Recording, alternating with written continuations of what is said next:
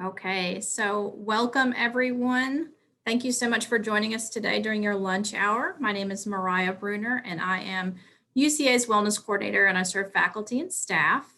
I'm joined today by Kirsten Davis. She is a mental health counseling master's candidate here at UCA and she's going to talk about seasonal affective disorder. So I'm looking forward to that.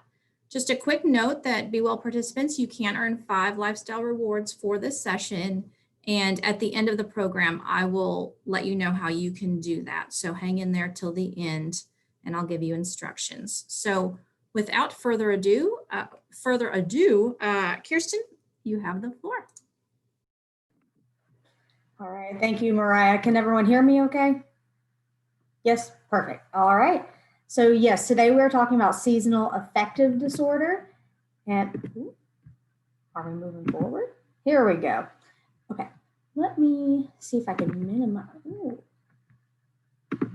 minimize or move this. Yes, perfect. Okay, so by the end of this webinar, you can expect to learn a little more about the prevalence and symptoms of seasonal affective disorder, as well as treatment approaches and additional resources for coping with that. So seasonal affective disorder is technically a branch of major depressive disorder, which is major depressive disorder with seasonal pattern. So it follows very closely with the symptoms that we would typically attribute to major depressive disorder, but it's attached to the seasons. So and just for simplicity's sake, we'll still call it seasonal affective disorder for this webinar because that's what we typically know it as. So approximately 5 people actually have a full diagnosable disorder, but about 3 times as many have a milder version, commonly called the winter blues. So a lot of times we can still experience symptoms of this, even if it's not a fully diagnosable disorder. And it's diagnosed more frequently in women and younger adults, but of course that doesn't mean that older adults and men and sometimes even children can't experience it too. It does not discriminate. So it begins and ends around the same time each year, which is usually around early fall to winter, but it can also happen some in the spring to early summer. Some of the symptoms, again, are just kind of typical things that we see with depression, which can include feeling depressed most of the day, nearly every day, losing interest in things that you enjoyed before, having low energy and problems with sleeping, experiencing changes in appetite or weight, which can be going up or going down, feeling sluggish or agitated, having difficulty concentrating, feeling hopeless, worthless, or guilty, and also having frequent thoughts of death or suicide. So kind of goes along again with depressive symptoms. There are a few distinct differences between fall and winter seasonal affective disorder and spring and summer. And it's kind of, they mirror each other. So in the fall and winter, people typically experience more feeling tired and oversleeping, whereas in the spring and summer, they have more trouble sleeping and may experience insomnia. As for appetite changes, in the fall and winter, we crave foods higher in carbs and we want to eat more, which, that's kind of goes along with the cold weather. You want to eat like thick, heavy kind of stuff. And in the spring and summer, people often have trouble eating, or they might just not be quite as hungry or want to eat like lighter things. So, along with that, the carb heavy food and craving for stuff like that can attribute weight gain in the fall and winter, whereas in the spring and summer, we can have more weight loss. And in the fall and winter, you typically are more tired and have less energy. Whereas in the spring and summer, there's a little more like agitation, anxiety. Your nervous system is kind of like more active than it would be in the fall and the winter. What's kind of difficult about seasonal affective disorder is that there's not really any clear cause for it. There's a lot of different things that can contribute to it. And even with that, most of these potential causes kind of link more towards the fall and winter seasonal affective disorder. So it's kind of difficult to say, but it can be attached to the biological clock or the circadian rhythm. And especially with daylight savings time and stuff like that, when the days are getting shorter and there's more like dark outside as compared to having sunlight, then your body can kind of get out of whack when it comes to the circadian rhythm, which is like sleep wake cycle or your biological clock. So that can kind of mess with your internal clock, which can also affect your serotonin levels. So the serotonin is basically just like a happy neurotransmitter. It deals a lot with your mood and stuff like that. And it can be affected by that sunlight that you receive or that you don't receive in this case. And there's a lot of like things coinciding with the biological clock and the serotonin levels. Same thing with the melatonin levels, because melatonin, which typically helps you sleep, it's a natural hormone that we produce. It ties in very closely with circadian rhythm. So like whenever it's getting darker outside and then you get more tired, so that can kind of attribute to feeling more tired, low energy, stuff like that with seasonal affective disorder. And also the deficits in vitamin D, which come from, not having as much sunlight. So it all kind of goes together with like as the days get shorter and we're seeing more darkness as opposed to sunlight, it can be really difficult to deal with, and all these things intermingle. There are a few different treatment approaches that are more like specific treatment as compared to little things that you can do. So typically you would start with talk therapy, which is basically just a normal therapy session, like you would think of psychotherapy kind of stuff. So that can be with like a social worker, a mental health counselor, a psychologist, stuff kind of like that. So that would essentially just be kind of talking about coping skills, stuff kind of like that. And then we also have medication, which would focus mostly on antidepressants, specifically like SSRIs, which would just kind of help with that serotonin so that you could absorb it better and not have as much trouble regulating that happy. And there's also light therapy, which is also called phototherapy. It's the same thing essentially, which really focuses around getting light in your life, especially when it is darker. So one way that you can do this is even just going for a walk outside in the morning sunlight for about 20 to 30 minutes, which is the more like holistic way that you can do it, just to get it like that.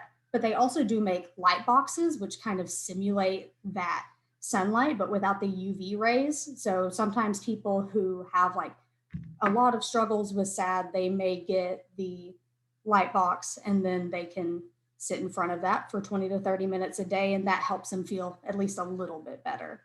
So generally we can do typical therapy kind of stuff, or we can look at antidepressants, or we can do some kind of like light therapy, making sure that you're getting some kind of sun or natural light. And along with that, there are a lot of little things that you can do that might help it a little bit. So getting light, especially in the morning, because the morning light is a little more, not necessarily concentrated, but just in general, it's kind of better for you. And also keeping your bedroom electronic free, which we've all heard a lot before. Try to set your phone down before so that you're not getting that unnatural light that can kind of mess up that biological clock again. And also just going outside in general, not only the light, but kind of being out in nature and stuff like that, it can help you. And also, if you don't want to go outside as much, you can also get a plant and kind of bring that inside, which plants can be good because seeing it can kind of cheer your mood up a little bit if you like the aesthetics of it. And you can also they filter, well, some of them filter oxygen, so that can be helpful. Also, just surrounding yourself with bright colors like white, green, like a plant, or yellow, things just to kind of boost your mood a little bit, as opposed to being around a bunch of dark colors. Like if you're around black or gray or something a lot, then that can kind of go along with the dreariness outside. So just kind of something that's bright, or even just something that makes you kind of happy, like an environment that you feel comfortable in, can make a big difference in your overall mental health, along with exercising and eating healthy, which is kind of a cliche, but it is so true how exercising, eating healthy, and good sleeping at the bottom can really help with that. So kind of just like do that as much as you can, even though it can be kind of difficult. And talking to family and friends, which we'll talk a little bit more in a minute, but especially in this time of kind of social isolation, keeping in touch with other people is so important to be able to upkeep your mental health. And also, like, if you smoke or drink a lot or stuff like that. Maybe just like not quite as much, which is definitely easier said than done. But that doesn't usually help when you are experiencing seasonal affective disorder. So kind of just monitoring that and keeping an eye on that. So as of right now, since we are in the middle of a pandemic, seasonal affective disorder is probably going to be a lot more difficult or prevalent this year. And they've found there are some studies that say that it probably will be, but also like we haven't gotten into the full swing of it yet. So we're not super sure exactly how it's going to look. But they have found that people are kind of overriding the seasonal pattern. So people who typically have seasonal affective disorder have been, they were starting to feel more depressed around like when lockdown happened and stuff like that. And it hasn't been going away. So even if, let's say, typically you don't really have issues with the season changing or anything like that, this year, since it is combined with COVID, it could make it worse. So that's something to keep an eye on, even if you don't normally struggle with something like this. And it's also extra difficult because not only is it more prevalent and sometimes more difficult, but we're kind of limited in what we can do to stay well, because a lot of the things that we would typically do whenever SAD does get worse, we can't do as much.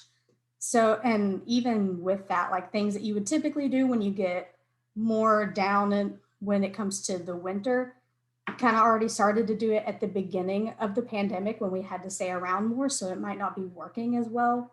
So you may have more lack of interest in things that you enjoyed then because you're like, well, I already did this and now I don't really want to do it anymore. So it is kind of a time to maybe even try new hobbies, stuff like that, pick up things that you've thought about before, and kind of just doing what you can to stay well, because it is an extra difficult time and it can really take a toll on you. So stay connected, talk with your friends and family and stuff like that. Make sure that you're reaching out at least a little bit and not isolating completely. Find the joy in the little things, which again is easier said than done, but just like, make your home something that's really inviting, spend a little extra time outside when the weather is nice, just kind of trying to find joy in little things here and there. And also, it's helpful to establish some kind of routine, and especially because working from home and stuff like that can often like kind of disintegrate the routine that we normally do have. So just try to make a routine as much as possible. Like, if you like to work out, schedule a time for that, schedule a normal time for meals so that you can plan around that, schedule in a little bit of social time, even if it is just like FaceTiming or Zoom with a friend. Just try to have some kind of routine to keep your body's biological clock and your circadian rhythm a little more in check. We have additional resources here. So the Arkansas Employee Assistance Program, which can help you with short-term counseling, information, and referral to a long-term counselor if needed, which is available to UCA employees, spouses, and dependents. So definitely take advantage of that. I have another link here that is kind of just information about seasonal affective disorder that goes a little more in depth than what we talked about here today. And there's also a book that was recommended by, Winter Blues by Norman Rosenthal. He has done a lot of research on seasonal affective disorder in general. I haven't read it, so I can't say for sure if it's great or not, but it has pretty good reviews. So it's something that you might could look into if you're interested in learning more about that. I got references here. And thank you for listening. Thank you, Kirsten. I just have a few comments, and then we also have a question in the chat. And so just to sort of frame this session, I talk a lot about making sure that we have a plan for wellness. You can call that setting wellness goals or really just planning ahead. And so we know that the pandemic is going to be with us through this fall, this winter, into next year. And so we have the opportunity right now to make our plan. So if you know you are particularly impacted by the symptoms of seasonal affective disorder, now's the time to make your plan. Establish those routines, those plans, those goals for yourself. And I love that Kirsten mentioned about how our normal routines are disruptive, but we can find a new rhythm and a new routine that goes along with our comfort level. So if we're typically used to going to the gym to work out, and that's part of our self-care plan, then we can adjust that. What can you do? Can you work out at home? BeWell offers a lot of virtual fitness resources on our website. Maybe that's what you establish at home instead, or maybe it's walking or running in your neighborhood. Whatever it is for you, just now's the time to really think how that's going to, how you're going to plan ahead for these winter months. And we always sort of naturally have to do that, even not during a pandemic. I know usually everybody's fitness routine has to be adjusted, because if you are used to going outside, it's going to be cold, it's going to be darker, the weather gets kind of yucky. So we always kind of have to adjust around this time of year anyway, but it's just a little bit more challenging because of the pandemic, just with social distancing and other challenges. So anyway, I just challenge you to do that. We do have a question in the chat, and that was, do vitamin D supplements provide the same effect as vitamin D from sunlight? Kirsten, do you feel comfortable answering that, or do you want me to talk a little bit about that? I'm definitely not a medical professional, so I'm not super sure on that. I imagine it would help, but I don't feel like it would provide exactly the same amount. So if you do know more about that, please feel free. Yeah, no, that's good advice. So yes, anytime you talk about a supplement, that word is really important. So supplement. So it's not the same as the actual source. So it's always best to get direct sunlight exposure, and it doesn't need to be a lot. It can even be just 10 minutes a day. It's really important to go outside, because the way our body uses the vitamin D from the sun is not the same way that our body uses vitamin D from a supplement. The other recommendation I have is something that also that Kirsten mentioned, and that is you need to talk to your doctor. Supplements are one of those things that are very specific to the individual. So if one of your friends takes vitamin D and they love it, that doesn't necessarily mean that it's right for you. So I just challenge you to talk to your doctor, get some really solid information from your physician, because they're going to have the best advice about what's right for you. And they can prescribe the right amount too, because if you take too much vitamin D, that can also be problematic. So just want to be a little bit careful with that. That was a great question, Scott. Thank you so much. I'm going to share my screen really quickly, because I want to show you how to claim your lifestyle rewards for this session. Before we do that, I also want to ask if there are any additional comments, questions. I would love to ask you all too. I notice a lot of people on the call today, you have really good routines, really good wellness routines. So is anybody want to share anything that really works well for them, that they just like to kind of brag on themselves? Let's see. Oh, I do. Let's see. Hold on. Sorry, I have to go back a little bit. Okay. Do you have any tips for the folks who may be the go-to person for others who need to talk to someone? Ooh, good question, Kim. I was actually just thinking about this morning about a session for self-care for helpers. You know, so many of us on campus are the helpers, we're the helpers. So how do the helpers get help? And so that kind of goes along with that. I would say the helpers, you need a support network too. That's so important. You can't give because you'll run out. So you'll want to make sure that you're getting the support that you need, that you're taking care of yourself, because here's the deal. If you don't take care of yourself first, you're not going to be able to give anything to anybody else. So again, we need to make sure our helpers are getting the help they need to.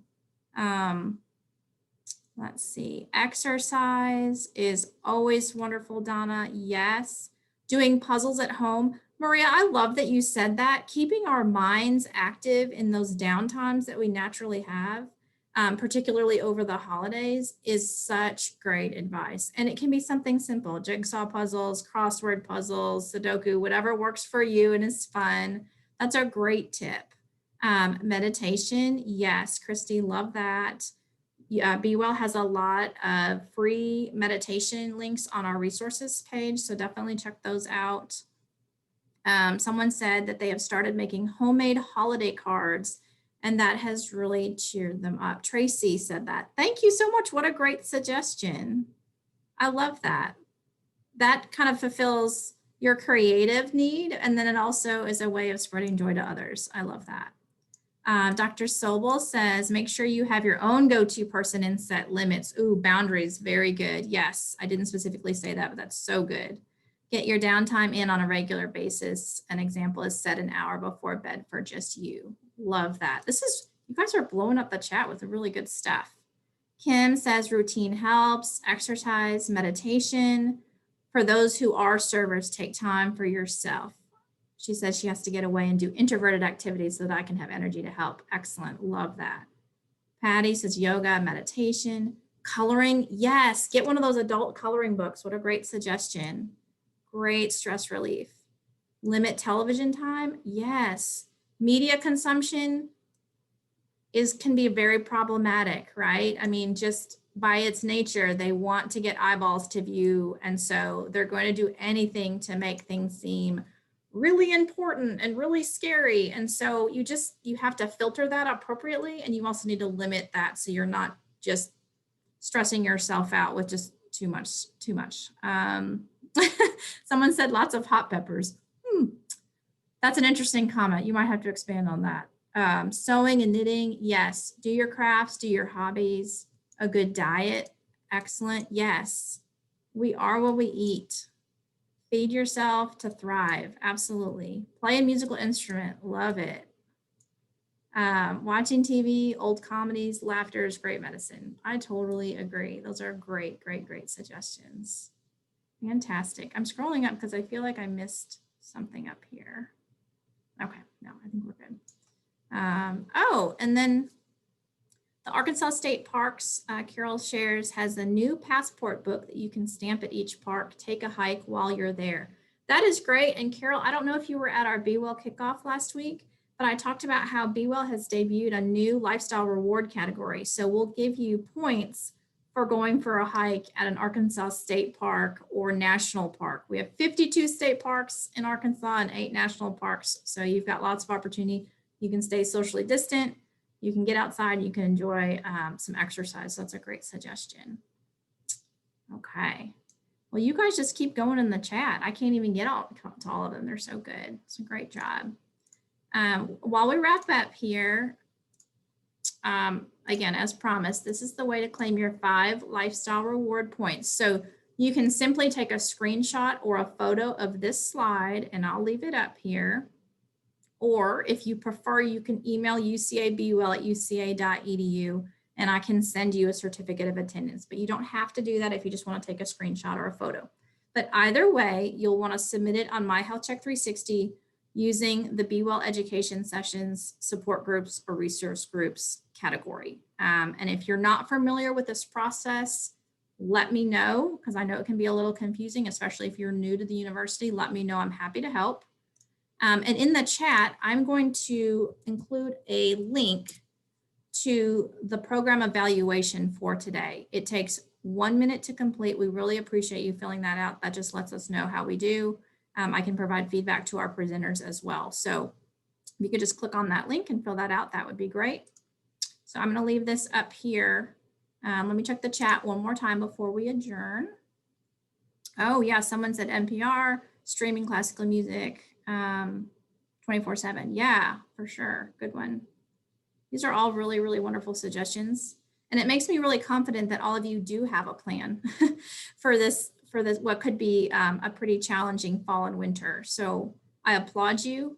And just to those that maybe didn't come up with a plan yet, maybe come up with a list, like literally pull out a notebook and just write down a few ideas for when those days get tough. Maybe you're feeling lonely over the holidays. If you're not spending time with folks like you normally do, just have your plan. I think that's great. So we're going to wrap up. Thank you to Kirsten. You did a wonderful job. Thank you to everybody for joining us today. We had a great group. There's about 50 people on the call today, which is awesome. And again, don't forget to submit for your 5 lifestyle rewards. Thank you all. Have a great day.